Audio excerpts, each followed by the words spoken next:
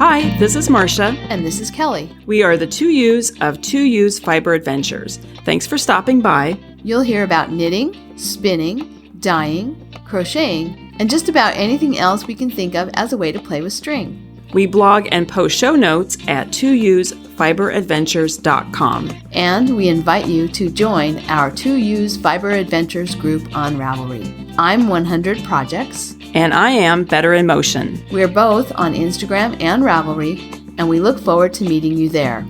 Enjoy the episode.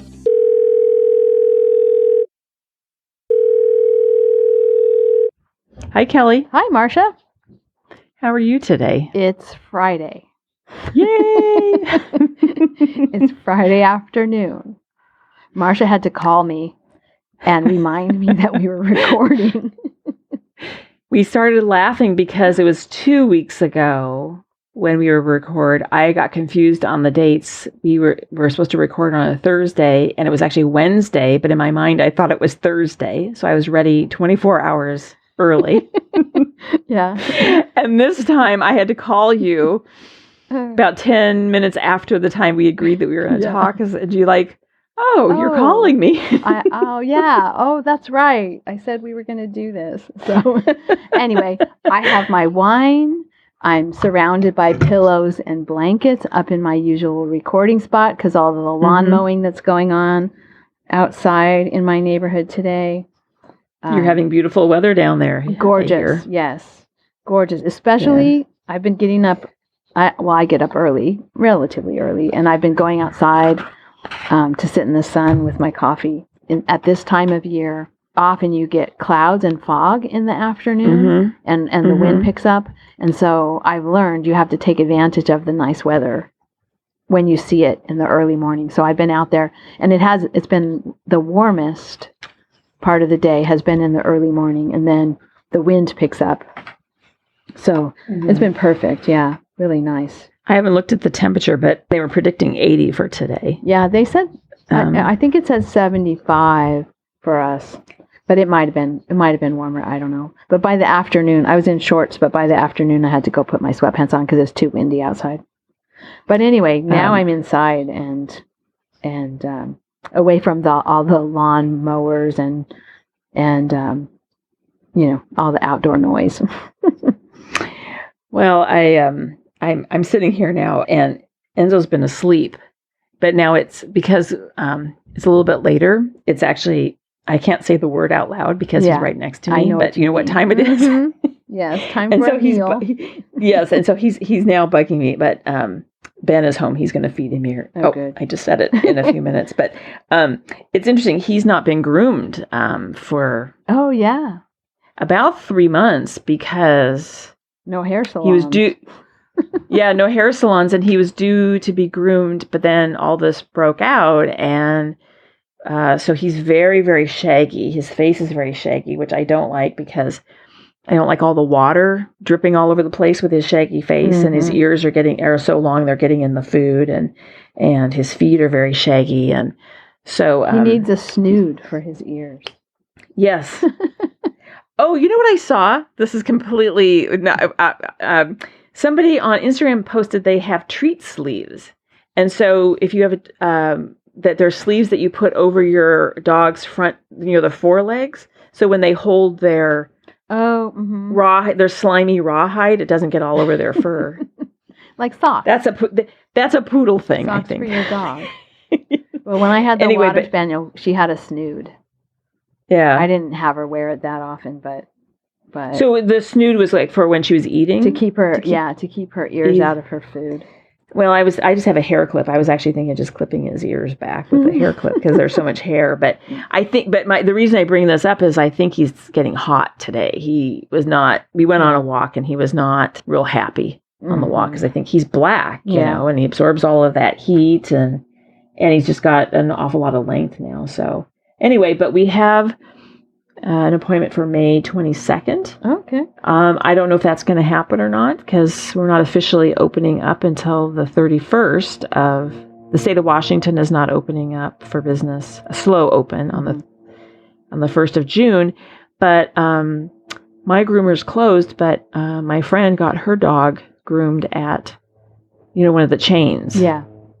PetSmart or something, Yeah. which I didn't, but they are open for grooming, but my groomer's not open, so I don't know. Oh, because they are open for selling dog food. Yeah, so I Yeah. can see the selling of the dog food is an essential service, but I didn't know the grooming was an essential. I mean, I Right. didn't think that was part of Right. it, but I don't know. All I know is we're ready. I'm ready. He's ready. He's hot. Well, I'm thankful tired of- that I had my hair cut before, pretty close to the time that we went on lockdown. Although Mhm. I have cut my own hair many, many times. So if I needed to, I would definitely do it. And Robert's got the clippers that he uses to shave his head. And I've done that before too. So Well, and you've shaved your head before Yeah, too, yeah. so it's just maybe that's the easiest that thing could now. be Like, the easiest thing. oh dear. If I needed to, yeah. Yeah. Well, shall we just get right to it? Yeah, well, to business. Sure. I'll go first because Okay. I have very little. I am Oh, okay. currently, right as we speak, knitting on the cuff of my Babydoll Southdown handspun sock. Mm-hmm. I talked about wanting to start them during the last episode and show the yarn. Oh, that reminds me. I have not posted the video of the last episode, and I am going to do that, I promise. The last time I tried to do it, it took so long. I had to do it like overnight, upload it. Mm-hmm. I can't do it during the day because it interferes with other people's internet, like Robert's Downton Abbey watching. And of course, I'm using my computer at work for work, but Mm-hmm. I keep forgetting to set it to upload the video to YouTube when I'm done at night, so that it can do it like while I'm eating dinner or something like that. So I have to do that. I'll do that. Do you want me to text you tonight? That would be good. Yeah. Okay. No, I have to remember. Could you text me to remind me you, to text remind you? me. Oh my gosh. Yes. That's funny. I'm going to make a note here. I'll try to remember. But anyway, yeah. So I'm knitting on this sock. I finished the first sock and I'm actually on the second sock. Hi, this is Kelly from the future, and I'm editing the podcast and noticed that there's quite a bit of static on my track from about now, the 8-minute mark, to about the 23-minute mark. So I just wanted to warn you in case you want to skip ahead to about 23 or 24 minutes. I did the best I could to mitigate it during editing, but it wasn't possible to totally remove it. And because Marsha and I both have missed, we haven't talked with you in 2 weeks, and you haven't heard from us in 2 weeks, and we just didn't want to scrap the episode due to all the static. So we're publishing it with the static in it, and I hope that it's not too bad for you. All right. Thanks. And I wanted to talk a little bit about what I did with the first sock because it's nuts. So I'm laughing because I did see your, you texted me. Marsha knows how nuts it was. Mm-hmm. So I started the sock. It's cuffed down. I like cuffed down socks. And so unless I'm trying to do something different, I make my socks cuffed down. And I put a little texture pattern in it. So it's kind of like a ribbing, like a broken rib, but every 4th or 5th row is a pearl row. So you have that pearl ridge going across. But otherwise, it's basically a broken rib. So I'm doing it, and I cast on more stitches than I normally do for a sock because I was afraid it was going to be I didn't want it to be too tight. But then that seemed like too many. So then I decreased a little, so to get it to my normal sock size of 64 stitches. And then I was looking at it and I was like, oh wow, this looks like it's eating up an awful lot of yarn. My yarn is going really fast. So then I actually weighed the yarn and I thought, the normal size sock for me, if I fold it like right where the heel starts, the foot and the leg are approximately the same length. Right. So I'm going to estimate that the cuff of my sock takes half of the yarn, and the foot of my sock, the heel and the toe, and from the heel to the toe, will take the other half of the yarn. So I weighed my yarn, my ball of yarn, because I'd split it into 2 cakes. So I weighed the cake for 1 pair of socks, and then I weighed the cake that was left, that I had left, and it was more than half. So I thought, okay, I'll keep going till I get to half, and then I'll start the foot. And then I chickened out. And then I was like, oh man, it seems like I'm not going to have enough. It doesn't seem like I'm going to have enough yarn. I don't want to play yarn chicken. So I thought, oh, okay, I'll just start the heel now. So I started the heel even though it was a little shorter than what I usually do for the leg of my sock. And I'm going along, and I make the foot, and I close the toe, and I'm trying on the sock as I go, but I end up with a bunch of yarn left. So then I was like, okay, this is handspun. I want to use as much of it as possible. So I'm going to go back and I'm going to make the toe of the sock a little bit longer, because when I tried it on, for some reason, I always measure. I always figure out where I need to do the toe, and then when I do the toe and I put it on, I think, oh, that's a little bit tight. Yeah. So I thought, okay, I'm undoing the toe, I'm redoing the toe, I'm going to make the toe longer, like a whole 1/4 inch longer, one repeat longer before I go to the toe, and make the sock so it doesn't feel tight at the toe, use up more yarn. So I did that, still had a lot of yarn. So then I thought, okay, I'm going to add, first I thought, oh, maybe I'll just cut it between the ribbing and the sock pattern, and then knit more ribbing and then graft it back together. And then I thought, okay, that is crazy, because I wasn't talking about like, a full big giant skein left over. I'm talking about a ball the size of, I don't know, maybe a little bit bigger than a walnut. A little bit bigger than it's big. It was definitely bigger than a walnut, but it was not as big as a egg. A lime? Yeah, no, it was not the size of a lime. It was between the size of a golf ball, ping pong ball. Bigger than a golf ball or a ping pong ball. So anyway, it was not that much for yarn, but so I'm like, okay, don't go crazy. You don't need to do that. You don't need to do that much knitting surgery. So what I decided to do instead was cut off the cast-on edge, and then I picked up those stitches and I knitted up until I had a cuff that was double the length of the original cuff, and then I stopped. I still have some yarn left over, but it's a small. Now it's now the ball of yarn. Just look at it here. So now the ball of yarn is about the size of, smaller than a walnut. A black olive. A little bigger. Yes. Jumbo size black jumbo olive. Yeah. I would say this is the size of a jumbo olive. I don't know why I find this so amusing, but I do. But it was like, okay, as I was doing it, this is the person who, for the last, 5 weeks, has been feeling like they needed to start a new project. I've been feeling like I needed to start something new, but I just can't bring myself to get a pattern out and figure out the pattern and do the yarn and get it started. It's like I can't find the energy to do that, but I find the energy to pick out the cast-on edge, which let me tell you is not easy.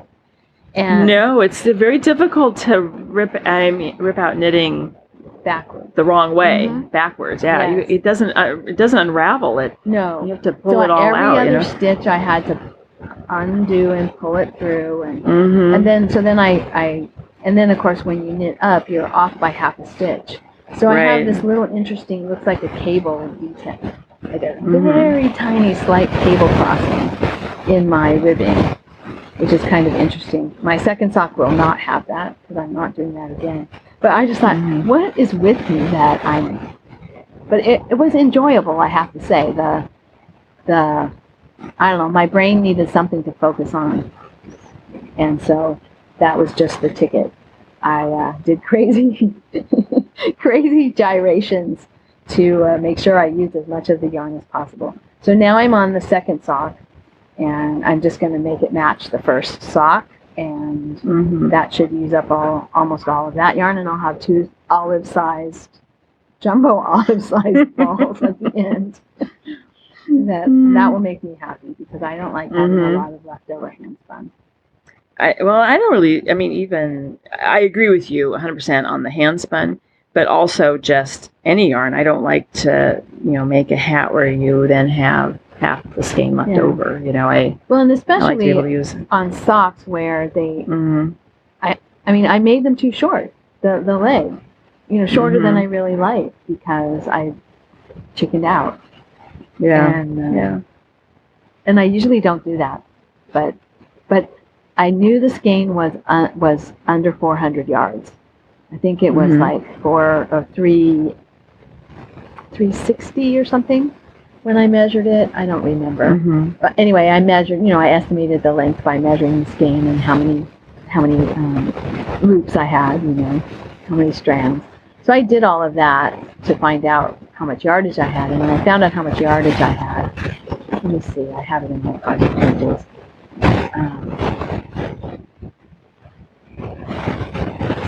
It's not there. So why was I so worried? Just under 398 yards. That's enough to make a regular size pair of socks. I'm not thinking. You were not thinking. I was not thinking. Because there's too much thinking going on in the rest of your life, so you don't have any room in your spare time for thinking. I think that's really, honestly. I think you're right, and I also have a feeling that maybe getting a little obsessed about using all the yarn was a fun thing to be obsessed about. So anyway, so those socks are more than half done. So I got one done, and I'm working on the ribbing of the second one. I really like the color. It's mostly blue purple with a little bit of orange in there for interest. And they won't match. It's not striped. They're not striped, but they do kind of, the colors move from one color to another. I guess that's considered stripes, but they're not sharp. It's not like self-striping yarn, and they're not sharp stripes because it's a 3-ply and the colors are really well blended. So, but anyway, they're pretty. I'm enjoying them, and I enjoyed my little excursion to sock surgery. So your excursion into mania. Yes, that's exactly right. You dipped your toe in it. Dipped my toe in it, yes. And now I'm back to just a regular sock to match the other one. I thought about I thought about it, but not in the sense of, maybe I'll do this. I thought about it as, wouldn't it be crazy if I had to make them match so completely, if I was so rigid about my socks matching, that I had to have that little cable crossing half a stitch off thing in my second sock. I'm so glad I'm not like that. That's what I said to myself. So my second sock will be a normal one with I think a 4 inches of ribbon before I start my sock pattern. So, and then the only other project I have is another spinning project. I had a braid of Tasmanian Comeback from it's called Cedar Farm Tasmanian Comeback, and it's a light brown wool roving, and it's over dyed with red orange, and I think the colorway name was Pumpkin or Pumpkin Spice or something like that. And I'm purposefully spinning this a little thicker than I usually spin, and I'm thinking that I'll probably get a 2-ply DK to worsted. I've got one bobbin spun. I'm just going to say about Fleeber Farms, but I actually contacted her about spinning braids. That she would come and teach a class on spinning braids. Oh yeah. But also, when I first met her, I think it was at Fiber Fusion in Monroe. And then I bought some of her yarn that went into my green combo spin. And I think it's the Tasmanian Comeback. And if I recall correctly, the comeback refers to the fact that the Tasmanian sheep, or this breed of sheep, was near extinction. And so the comeback refers to the fact that it came back. Okay. Well, now I have. now that I'm saying that, someone's going to tell me that I'm wrong. Well, I thought that's what she said, but anyway. It's going to be me. Oh, am I wrong? I honestly don't know. I looked it up, Oh, yeah. and what I found was an Australian comeback, and it says it's a term for a sheep with 3/4 of its genetic from one breed and 1/4 from another. So they take a merino, and they outcross it to usually a long wool. So now you have a sheep that's half merino, half long wool, and then you breed it back to another merino. Oh. And so now it's 1/4. The offspring is now 1/4 of the whatever the other thing was, the long wool, and 3/4 of the genetics are merino genetics. That makes more sense. So I really don't know. But yeah, I found information about Australian comeback, and it's that, and I think that might be similar to a mule sheep. And I don't remember now, but it's some kind of it's also some kind of cross. Okay. So I don't know if it's the same kind of cross where you outcross in one generation and then come back to the same breed again or not. But well, if we're wrong and we have this, then listeners can correct us. Post something in the discussion thread for this episode. We might both be wrong.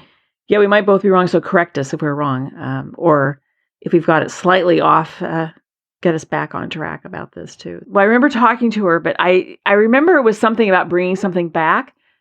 And that's why I thought from extinction, but actually what you're talking about is also bringing the genetics, like back, pulling it back, kind of like, yeah. I put the Tasmanian back in the green combo spin that I did.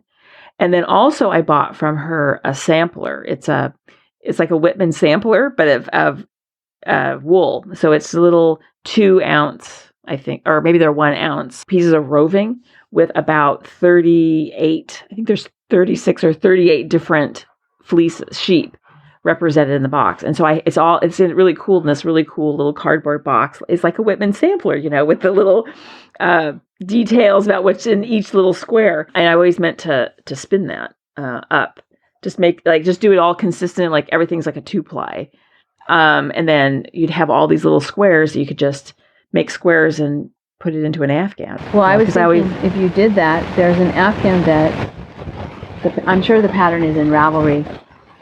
I had it in a magazine for the longest time. I was keeping it, and I don't think I still have it. But it was squares that inside of the squares were sheep. Yes. And then around the outside of the blanket is like a fence. Mm-hmm. Super cute. Yeah. So I had always thought that, I would like to spin a whole bunch of different samples and make that Afghan. That was in the days when I had no concept of gauge. Yes. So it's a good thing I didn't start that project already. Yeah.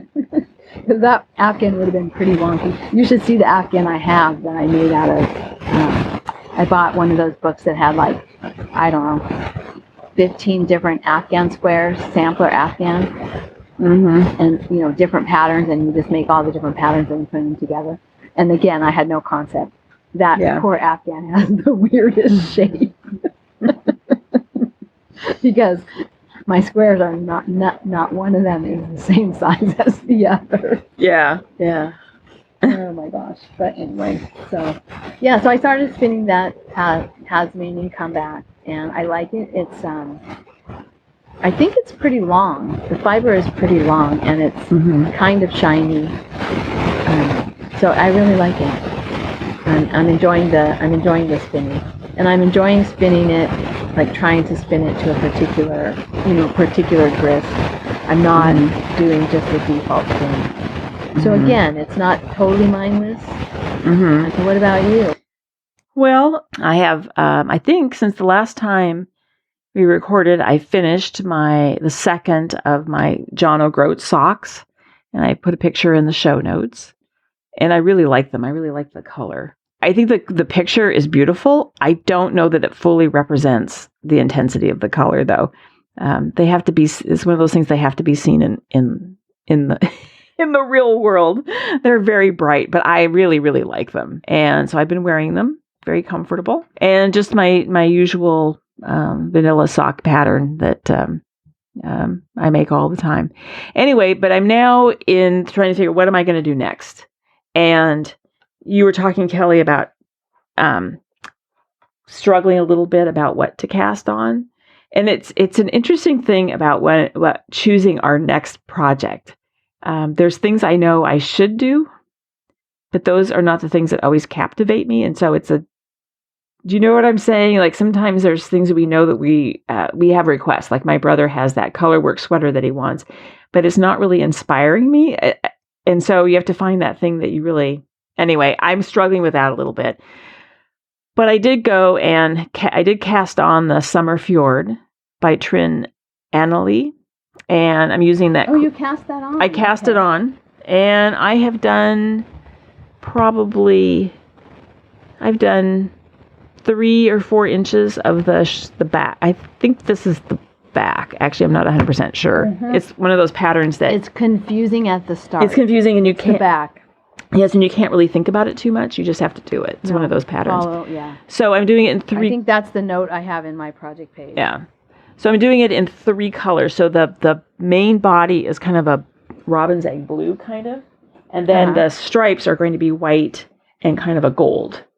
Kind of do you remember we bought the yarn? This is that Sparrow. Yeah. I hadn't remembered that you bought multiple colors because I think I just bought all the same You bought all the same color, and the thing is I don't have a striped summer top, and so that's why I decided to do the multiple colors. So I should look at my notes here now at Ravelry because I'm not getting gauge. Instead you're supposed to have 7 stitches to the inch after it's washed, and I'm getting 6. So I decided, you tell me if I'm right, Kelly. I don't know. I decided I'm making instead of making, So your stitches are bigger, so it's going to end up bigger. If I did, I don't have the pattern in front of me, but I think it's one of those that you wear, it's a lot of ease, like 5 to 6 inches of ease. It has a lot of ease. A lot of ease. And so I was going to make if I got gauge, I would have made the large, but because I didn't get gauge, I'm making the medium. And I think I still will have 6 inches of ease. So that's what I'm doing. What color did you get? You got Sparrow, the Quince & Co. Sparrow, didn't you? It's a pale gray blue, I think. Okay. I've been thinking about that's the next thing I want to get out and start.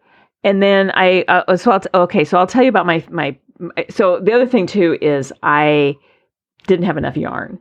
So I would have been about 50 yards short. And I got and I think what I would like to do, because I was looking at yours, what you do is the yoke is the kind of the cap sleeves.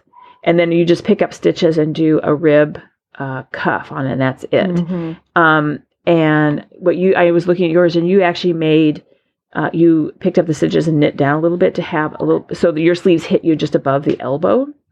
Yes. And I think I would like to do that, make them just maybe not that long, but a little bit longer, not just a cap sleeve, but something.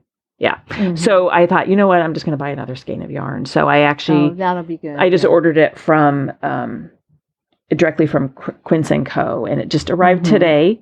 It's not the same dye lot, but I don't think that's going to be a problem because it'll just go in between the stripes. Right. Yeah. And it looks very close. Then I picked up, I was knitting on it. I can't remember now when I was knitting on this before, but it's called Simple Shawl by Jane Hunter. And I looked at the Ravelry and I started this in March of 2018. So it's been sitting on the needles a while. And I did talk about this last time because I couldn't remember. I remembered the name of the yarn. It's called San Francisco Fog, but I couldn't remember the name of the dyer. And the dyer is Michael's CWD. And I Googled him, and he had, I'm assuming it's a man, has an Etsy shop. So in the show notes, there's a link to the shop. Good. And so I've been working on that, and I have to do a few more rows, and then I'll start the lace border. But it's really, I think it's going to be nice because it's a very kind of like a very sort of a cool grayish blue with some kind of coffee colored brown in there mixed in, but very softly variegated. Yeah. So it'll be, I think, kind of a nice, rather neutral shawl. Yeah, because I tend to make brighter shawls, so it's nice. It's nice once in a while to wear something a bit more neutral. Yeah. I've been thinking I need a black one. Yeah. But I don't really want to get a black shawl. And then I've been swatching. So I'm swatching. I had bought over in Port Townsend, Washington, at the yarn shop over there. I think it's called Bazaar Girls, I think. I had bought Elemental Effects Cormo. Mm-hmm. And I bought it in this fabulous color. It's so beautiful. It's called Coral Star. And it's this beautiful coral color. Really, really nice. I mean, coral can sometimes look too orange, too pink, whatever. Mm-hmm. This is a beautiful color. I really, really love it. But I had 3 skeins at 400 yards, which is 1,200 yards. And that really is, and I thought when I bought this, my plan was to make kind of a summer weight cardigan. Like 3/4 length sleeves, that kind of thing. It's not, for me, it's not enough yarn. So I also ordered more yarn. But anyway, so I'm swatching with that. And I think the sweater that I'm going to cast on is one called Holey Comfort. And Holey is spelled Holey, Comfort. Yeah, that's a pretty one. Oh, have you seen that? Are you looking at it by Hinterm? I'm looking at it from the show notes. Okay, and it's the designer is Hinterm Stein. And she has some really nice sweaters. I would say I was looking at her other sweaters, really nice. So I think, and it's an open or it's a cardigan with no button bands. What do you call that? Open front? Open front, I guess. It's designed to have some fullness in the front, too, if you look at the schematic. Mm-hmm. And kind of an A-line look. Yeah. And what I liked, what her description is, it's designed to be not baggy, but it's designed to cover things that we want covered, i.e. spare tires. So anyway, but the other one so that's what I think I'm going to cast on. But the other one that really started this is I was thinking. Oh yeah. Sorry, I'm going to interrupt you. I have to read what it says in the pattern. Oh, okay. It said that I had to go look. Dropped shoulders in a flattering A-line shape, balanced out by a well-fitting sleeve construction, make it a perfect layering piece, concealing all eventual problem zones. Yes. So I have to make it because of that. It doesn't have to be a current problem zone. It could be an eventual problem zone. So I have to make it because of that. I love that description. Yeah, and it describes, because I think we all have problem zones, don't we? Yes. And some people are going to have more problem zones at the end of the COVID shelter in place. I saw something about the freshman 10 and the COVID 10. Yeah. Yes. Oh dear. So anyway, but then the other one I was thinking of is there's 2 versions of this. The first version I saw is called Newsome, and it's a sport weight open front cardigan, bottom up by Bristol Ivy, and it's very interesting because it's stockinette, but then the front is garter stitch. It's raglan sleeves, but then it has kind of a large, kind of almost like, not quite shawl collar, but those high collars that then comes down and forms the front, which is all done out of garter stitch. And then there's like a line that goes around from these bands on the front under the arm all the way to a point in the back, like at the lower back. Oh yeah. And if people are, so I'm thinking about this one too. It sort of depends on how my gauge turns out. But I'm thinking of that one. And then there's also then a bottom top down version of the same pattern. And let me tell you, that one's called Waits, Waits. And so I was thinking of making Waits the top down version of the pattern. But anyway, so that's what I'm kind of thinking of those. And then, nice. And then I've been doing, I also then did a sample swatch of, I think I talked about this the last time I was thinking about it, but the North Ronaldsay yarn that I got at the wool shed on Orkney, and I did my swatch, and it was interesting how feeling it was pretty rustic. Isn't that what we call it? I.e. rough. Woolly wool. Well, it's very woolly wool. But I washed it, and it's very nice. It is a woolly wool. It is not a soft. I mean, no matter washing is going to make it a soft. Yeah. It's not going to be merino ever. It's just, but it's amazing how washing it changed it. It has a nice halo. And it's a cone yarn, right? Was it one in a cone or was it in a skein? They were in balls. Oh, okay. So it's not the cone yarn that I got from the woman spun for me. Because I was going to say, if you have cone yarn, you really want to take a sample of it and wash it to see what it's going to look like. But this is. But even with a ball of yarn, some of those really woolly wools, they do. I think they spray them with oil. Improve with washing. Yeah. So anyway, I talked about this the last time, but I did a sample, and then I'm going to. I'm thinking of casting on a sweater for Ben, but using the Phrancko.com custom sweater program. I'm thinking of that. So that'll be fun to see how that goes. So I'm thinking of that, and then I'm having. But what I was going to say is what I started to say is the difficulty. There's things I know I need to finish, like I need to finish my my rabbit. I need to finish my skull. I have a shawl here that I think I mentioned before that it's all done. I'm like 3/4 of the way through the Pico bind off, and I set it down and stopped. Yeah. So, I don't know.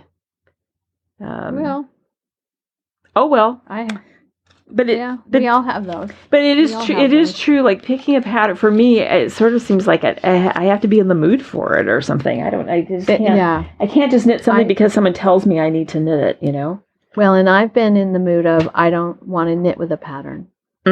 Like I just want to knit a hat or knit socks. I don't want to knit with a pattern, and that's kind of silly because, I mean. Most of the things that I would knit with a pattern would not be something really complicated. Right. But I just haven't been in the mood to use something that has a pattern. Yeah. Yeah. Anyway, but that's it for projects for me. All right. And then, I don't know when to talk about this, so I'm just going to throw it out now, just because I think it's interesting. As everyone knows, I moved out of my house, and I'm living in my mother's house, and I'm purging the house, and I'm doing now the deep dive into stuff, right? And I've cleaned out like the big legal size filing cabinet that had my father's, his whole work history, you know, all the letters and all of his retirement information, you know, and I honestly just threw it all away. But as I say, I'm doing the deep dive and I'm finding interesting things. So the first thing is food related. I started to thread about, you know, what are we making for dinner? I don't really expect anybody to make these recipes, but it seems like when food producers would make, years ago they would give you a book about how to use their product. Yeah. So like there's like a whole book on I found that my mother had saved on magical desserts with whip and chill deluxe dessert mix, and it's all and like they're so funny. Like I don't even know if whip and chill exists anymore.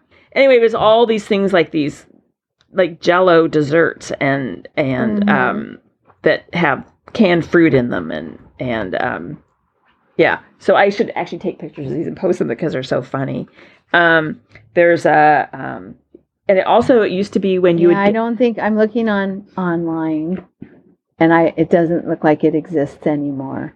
And then the other thing, and I haven't, well, the most recent appliance I bought was a dishwasher, and I didn't get a cookbook with it, but years ago you would get a cookbook with your stove. So here's one for a Westinghouse electric range. And I think this is the range that my parents had at the house they built in 1955. And so it's just interesting reading the recipes because it's most things start with a can of soup. Here's a recipe for chop suey. Yeah. So anyway, it's just sort of interesting to go through these books. There's another one here on, I pulled this one out of the stack. Oh, take a can of salmon. So there's all these recipes with using a can of canned salmon. Now, it's funny. I eat canned tuna, but I would never buy a can of salmon. Is that weird? See, we have salmon patties probably twice a month. Oh, well, I'll send you this book, Kelly. And then here's one, shrimp tips, all about all these different ways of cooking shrimp. And I'm going to have to post pictures of the center of the pictures of the shrimp, because I don't think shrimp are that color. I cooked shrimp last night for a pasta dish, and they did not look that color. These are like hot pink. Baby blanket pink. Okay, so then, and then the other one that was sort of interesting too is I found in Seattle we have a festival that starts in the summer, goes all summer long, called Seafair, and I found a Seafair cookbook. And again, most things start or finish with a can of soup, and a lot of Jell-O. And there's in here too, I found a recipe where you actually take, you make your Jell-O, as we've talked about this before, when was Jell-O ever considered a salad? But it's always a Jell-O salad, right? Jell-O with fruit and anything. But this one, you then cover it with a layer, like you frost it like a cake, but with mayonnaise.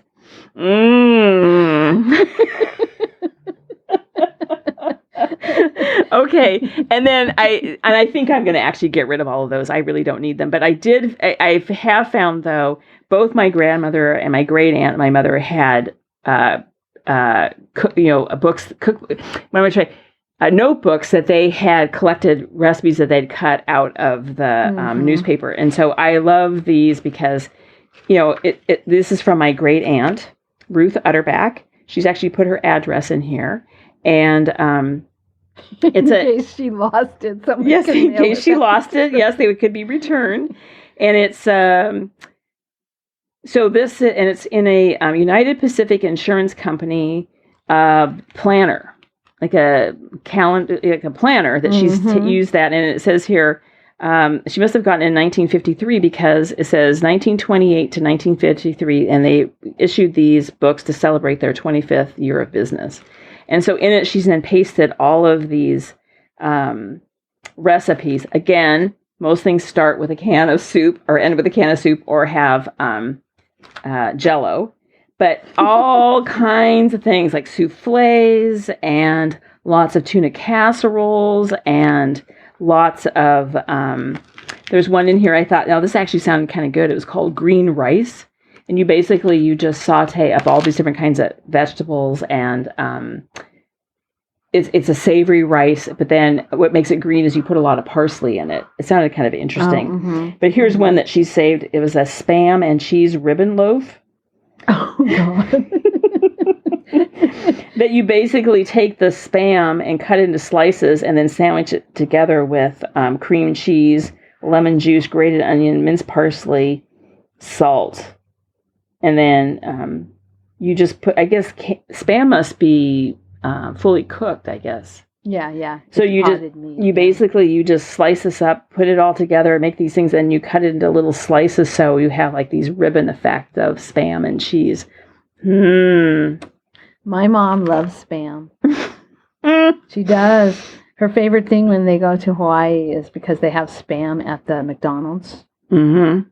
Yeah, you can get like the breakfast Spam and eggs. I remember having... When we go camping with them, occasionally they'll have Spam and eggs. I remember having Spam years ago as a little kid. On that. Here's a tuna tamale pie. I don't even really care for regular ham, so yeah. But there's a tuna tamale pie. So I have a proposition for you, Marsha. Yes. So I have a recipe box of my grandmother's, which I have said several times it would be fun to go through and make the recipes. And you do wonder, because I know I collected many, many, many recipes that were nothing I ever made. Right? I mean, it's not necessarily a reflection. Like, her recipe box is not really a reflection of what she actually made. right? My grandmother's, Yeah. at least. Because I'll pull out things and I'll say, tell Aunt Betty, oh, this sounds interesting. They're like, I don't think my mother ever made that. Yeah. But anyway, my grandmother's recipe box is full of mostly desserts that contain alcohol.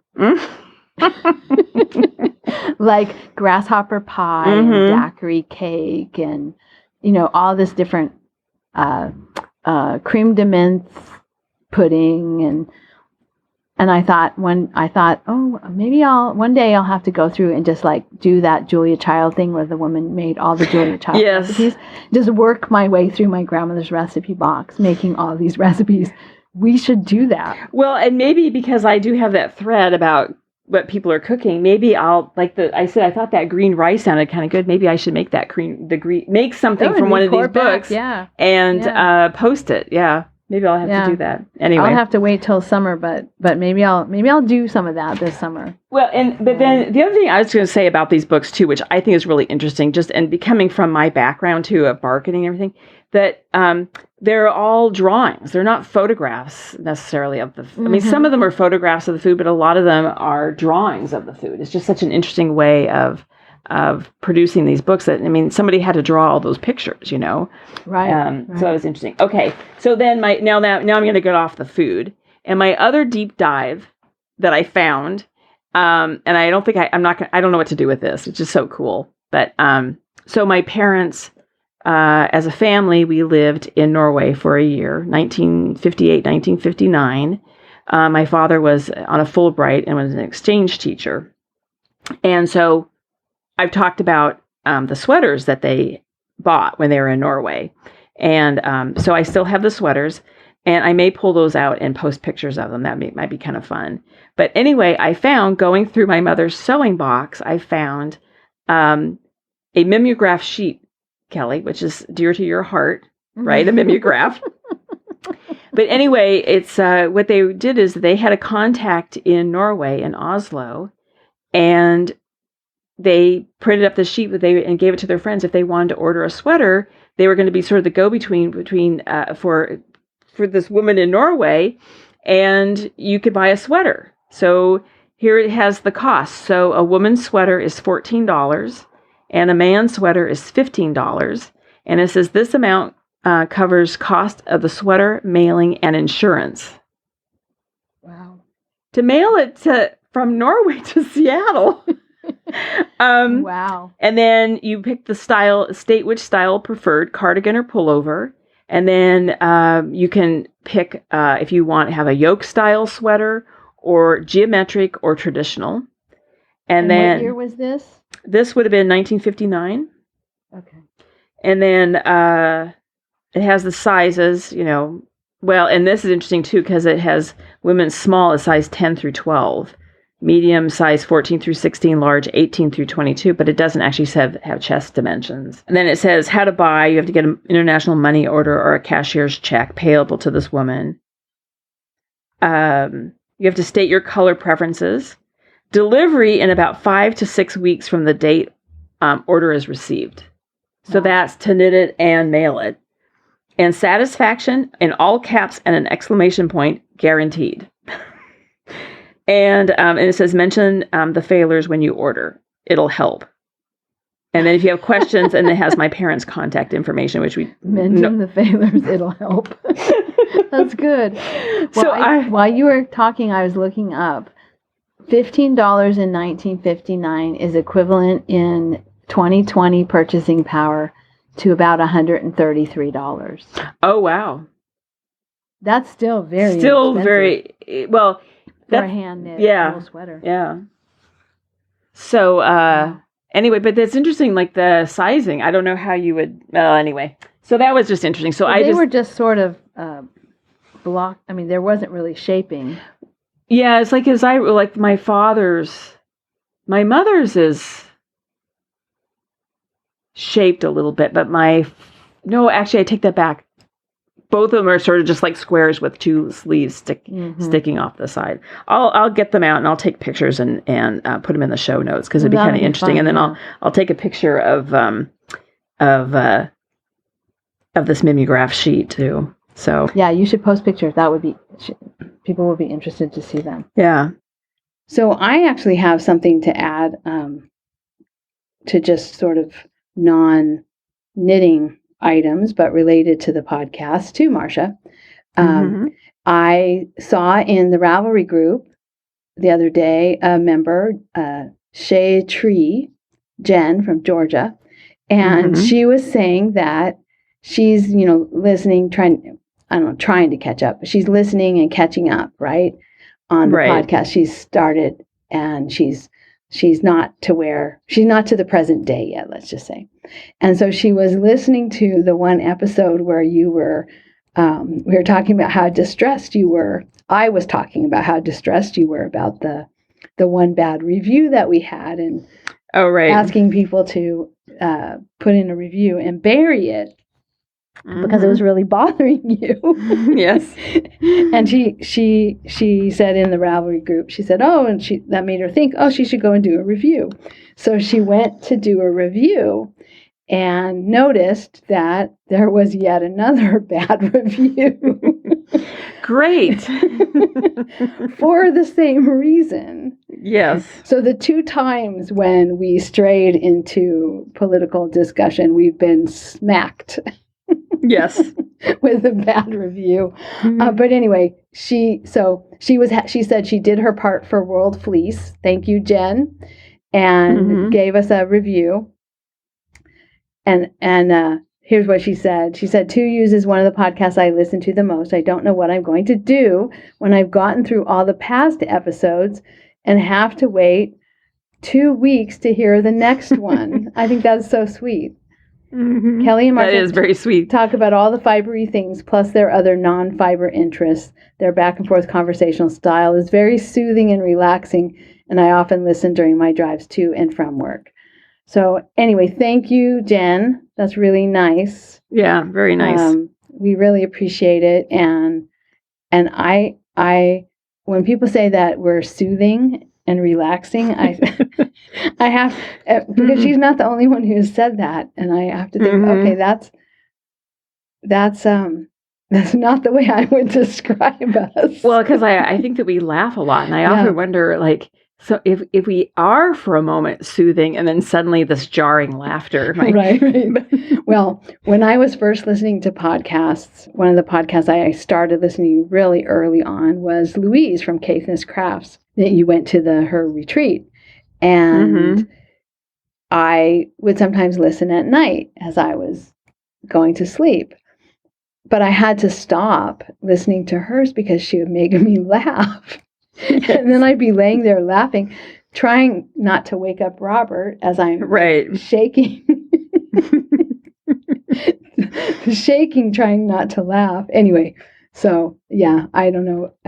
I guess maybe laughter can be soothing in its own way. But anyway, thank you so much, Shay Tree, Jen, for the review and for your comments in the Ravelry group. It really gave me a chuckle when you said that you had found another bad review that you wanted to bury. So I really appreciate that, because it helps Marsha's state of mind when those bad reviews are not the top one on the list. I know. Well, and I said to her, I commented that I had a long debate with myself whether I should read the review or not. And I finally couldn't help myself, and I had to read the review. And honestly, it's not that bad. We all will live. We'll live. It's not a big deal at all. What's next? Oh, contests. Yes. Let's talk about that. So I forgot in the last episode that we needed to draw for the Apple Fiber Studio Cosmic Crisp Skein giveaway. So let me just describe what the winner is going to win. It is a project bag with little earths, and on the edges of the earth, all around the circle, are little animals living on Earth. So we got trees, we've got a bird, we've got a polar bear and a penguin and a cat and a lion and some flowers and a duck and another cat, and the cats are fishing. So anyway, that's very, very cute fabric. With the tie, the drawstring is a twill tape that has a measuring tape on it. So it's measured by inches like a ruler or a measuring tape. And then inside of this project bag is a lovely skein of Apple Fiber Studio Cosmic Crisp in the Aurora Borealis colorway. And this is a superwash, 80% superwash BFL, 20% nylon. That's one of my favorite bases for making socks. It's a 2-ply, but it should be very sturdy because of the BFL. And it's in kind of a turquoisey, tealy blue and green, very much like ocean and sea colors. I have not seen the Aurora Borealis. And neither have I. I paid a lot of money and flew a long way to not see it. Oh, well. Yeah. Nature doesn't always cooperate, right? Yeah. Yeah. Mother Nature's anyway, we're a family podcast. Yeah, really. We don't want any more bad reviews about our language. Right. So, well, not that that's what it was about, but we don't want any about our language. No, we won't do it about our language. I don't want an explicit podcast. Anyway, my opinions about Mother Nature aside, this is a very pretty skein of yarn, and I'm assuming that the Aurora Borealis shows green lights across the sky. I've seen pictures of it, and that those colors are representative of the Northern Lights. So this is the prize, and now, without further ado, I drew the winner before Marsha and I started, and the winner was number 60, Michembri, Michelle is her name, from North Carolina. Congratulations. Yeah, congratulations, Michelle. She said that she prefers Honeycrisp apples, and she liked the base, sparked her interest. It was hard to pick a colorway from the website, but she picked Solar Flare, and I had to go look at it, and I think that's a really pretty one too. It's kind of on one end of the skein, some pale, kind of pinky orange coral colors, and then toward the other end of the skein where it's a deep, almost black burgundy. Now that is really a pretty colorway. So that was the colorway that she said was her favorite from the website. And a lot of people said they liked the Honeycrisp apples. And the other one was Pink Lady, came up a lot. Yeah. And people talking about apples. But I have to say, I listed my favorite apple at the beginning. There's two. And I think I listed them both. One is Ashmead's Kernel. It's an apple tree that we have in the backyard from a heritage collection of apple trees that I bought for Robert when we moved to this house. And the other one is from that same collection, Cox Orange Pippin.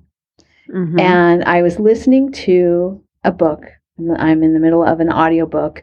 It's The Lake House by Kate Morton. And they were taking the mother of the family was taking her children out for a picnic. Wow. And they were going towards an apple orchard in a neighboring family's apple orchard. This was in the 1930s. And she said they were the Cox Orange Pippin.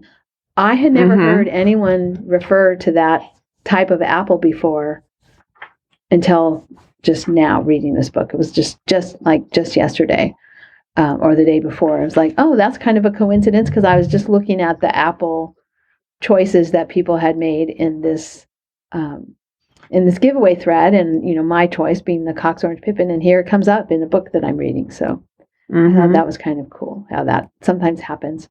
So Michelle, get in touch with me and I will send out your skein of yarn and project bag. And Kelly, we need to talk about our other contest that's going on right now, and that's the Show Us Your Pattern contest.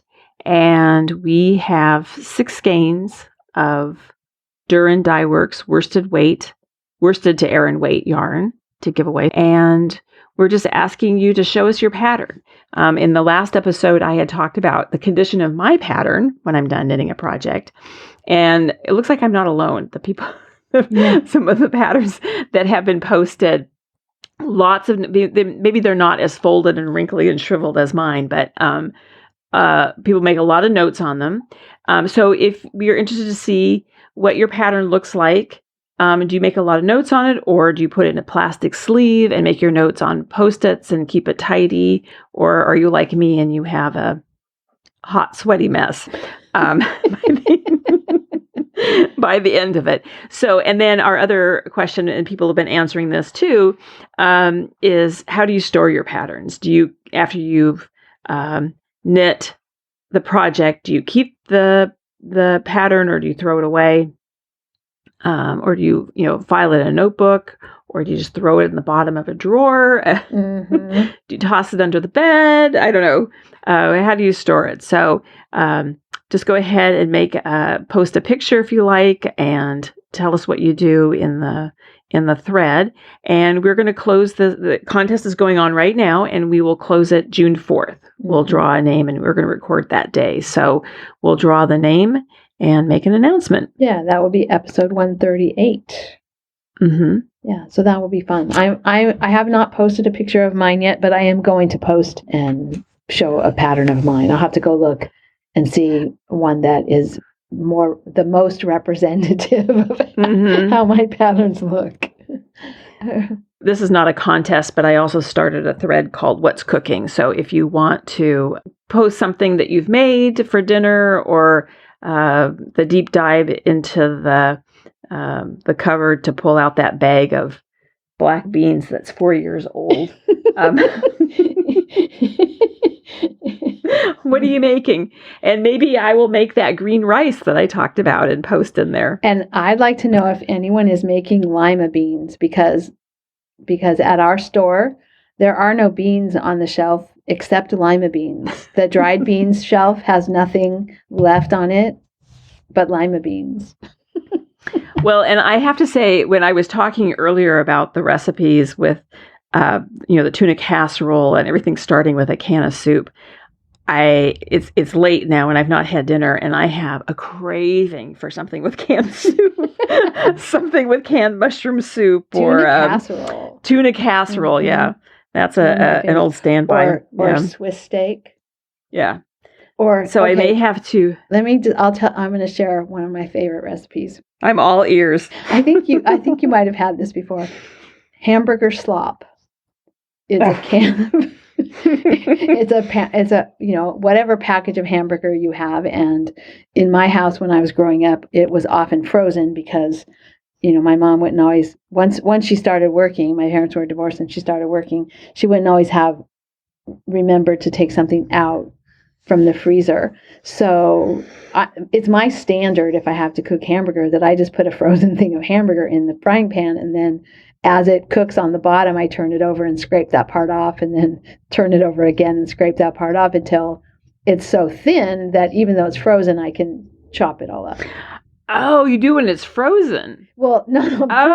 I mean, I don't purposely say that the recipe's better if you cook the hamburger frozen, but I often cook the hamburger frozen, because if you don't remember to take it out, right? So, and nowadays people have microwaves that they can thaw stuff out in, but our microwave is broken. And well, and I don't really like thawing meat with the microwave. It always gets kind of weird, I think. I'll just, since we're talking about it, I'll tell you what I do is I just put it in the package, just in the frozen meat is still in the package wrapped up. I just put it in a bowl of just sort of room temperature water, not hot water and not cold water, but just sort of tepid water. Yeah. And it's surprising how fast. Aunt Betty does that too. Yeah. Yeah. But I just plop the frozen hamburger in the frying pan and start cooking it. So, I don't know, Kelly, that might be too much information. So anyway, you brown the hamburger however you like to brown it. And then you pour in a can of cream of mushroom soup and a can of water, and you heat it. And then you make either mashed potatoes or pasta. It doesn't really matter which. Okay. So I have to tell you, now you're talking about, my mother did not make that. But when in elementary school, we had that for lunch a lot of times. But it was not called hamburger slop. It was called meat blanket. Okay. That's a much nicer name. Although I think mine is a little more accurate. Ours was a euphemism, and yours was just a reality check. Reality. You just, and then you slop the hamburger on top of the mashed potatoes or on top of the pasta. Oh my God. And I have to say, it's one of my favorite dinners. And to this day, it was a favorite dinner when I was a kid, and it's still one of my favorite dinners. I don't think my mom called it hamburger slop. I don't know what she called it, but you called it that. I call probably. it that, yeah. She called it meat blanket, probably. Maybe. You said, no, it's hamburger slop. Maybe, yeah. I'm just sort of I'm sitting here with also sort of, we will end soon, but I'm also now just sort of chuckling to myself as we're having this conversation and about the recipes from those old cookbooks that listeners who live in other countries that have really fine, absolutely, fabulous food must be wondering, what the hell were they eating? Yes, my apologies to anyone from a culture with high culinary standards. Oh my gosh. They must be just like, what is wrong with these people? And the parents fed their children this stuff. Yes. Now, one thing from my childhood that I do not make is cream tuna on toast. Oh, yeah. My parents had they called it chipped beef on toast or something. It was like... Yeah. It was like slices of really thin meat that was dried or something. In a jar. It came in a jar. Yeah, in a jar. Yes. There was another name for it, which by the way, I have to apologize because we said this is a family podcast and we don't swear, and I just swore it when I was talking about I said a bad word, but I will not. I didn't notice. Okay. Oh, well, you listen back, you'll hear I said something. Okay. But no, my parents called it something else. It was my father. It was from the Navy, and I cannot. Well, it was. Oh, the letters are S-O. Repeat. Yes, I can't read. It was SOS, and that stood for something, and I can't repeat it on the podcast. But as a kid, he called it that in front of me. So. It's quite appetizing name. Yes. Anyway. Oh my gosh. Okay, that's so funny. I'm laughing so hard now. I'm kind of hyperventilating a little bit. Okay. Anyway, and then the last thing, have we decided, Kelly, on a summer spin along? Yes, we're going to have a summer spin along. Right now, there has been some chat in the thread that was started asking if we should have one. And that's kind of died down a little bit, but we're going to be starting at the end of May. My school year ends. I was off by a week. I was thinking we would be done on the 22nd, 23rd, and we're not done till the 29th. But that's when we'll start, right around the 29th of May. So right in there. Maybe let's just start on Memorial Day. That's for those of you not in the U.S., that's the 25th of May this year. And for those not in the U.S., that's sort of the official start of summer. Yeah, that's true. The Memorial Day weekend. And then, yeah. I was going to just say, it seems like we've been particularly irreverent in this episode for some reason. I don't know. Okay. All right. Well, we'll say goodbye then. Now. Oh, so do you want to record live in 2 weeks? Yeah, we can do that. Okay, so we'll do our next recording again live on Zoom, and we'll put the information out for everyone so they can Zoom with us if they'd like. Okay. All right. All right. We'll say goodbye then. All right. Bye. Bye. Thank you so much for listening. To subscribe to the podcast, visit 2usfiberadventures.com. Join us on our adventures on Ravelry and Instagram. I am Better in Motion, and Kelly is 100 Projects. Until next time, we're the 2 U's doing our part for World Fleece.